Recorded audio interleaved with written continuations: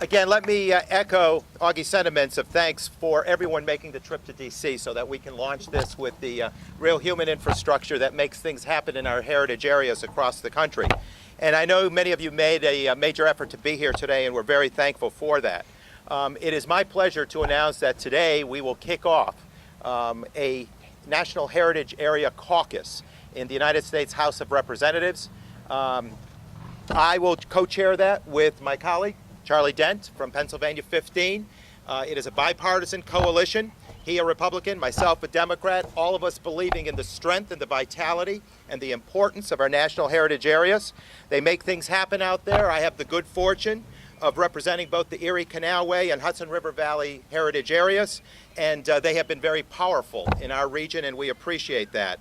The effort, again, is bipartisan. It speaks to the wisdom of investing and investing wisely in heritage areas. We know that they bring great economic and cultural benefits to regions across this country, and when knit together, these networks provide for a very bold force that allows for a benefits package, a development opportunity that is expressed not only economically and culturally, but historically and certainly environmentally and community-wide in terms of its development. The resources that are shared with the concept of heritage areas allows all of us to better understand the value added for the regions that we represent, the regions we call home, or the regions to which we travel. All of that value added, all of that sense of place, that place esteem that is grown simply by this investment are valuable, valuable, priceless opportunities for all of us. Now, we are forming because there have been these usual hits on national heritage areas. They have been an easy target, and all too often they struggle for their appropriate level of dollars. So here today, we're putting this coalition together so that the many members of Congress can speak in a bipartisan, unified voice that says, yes, let's invest wisely in these areas because they are very vital to our regional economy, our state economy, and our national economy. We do that because there are a number of benefits we can bring with this caucus. We obviously will be engaged for stronger negotiations in that budget process. We also will be there to deal with the developments and the concerns of heritage areas and best express them in the halls of Congress and share them in the United States Senate. We also will be there to enhance given policy or develop new policy as it relates to heritage areas, and then establish priorities that are important to the entire heritage area community as we go forward.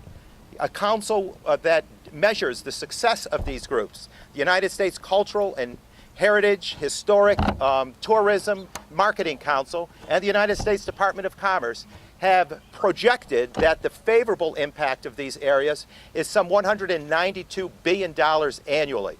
That is a fact that we can't avoid. That is a fact that we should appreciate and respect. And because of that, we want to go forward with this very solid agenda to speak to national heritage areas in the budget and in policy development here in Washington. In conclusion, I would just state that this is a powerful force that allows us to better market our region, our communities. When we're in the sweepstakes for jobs, it is important for us to also advance the sense of place that we are trying to lure people to so that we have a stronger marketability as a region. This country is gifted with a tremendous amount of history and heritage, and we need simply to cultivate that, keep it alive, and preserve it, and share it, and promote it.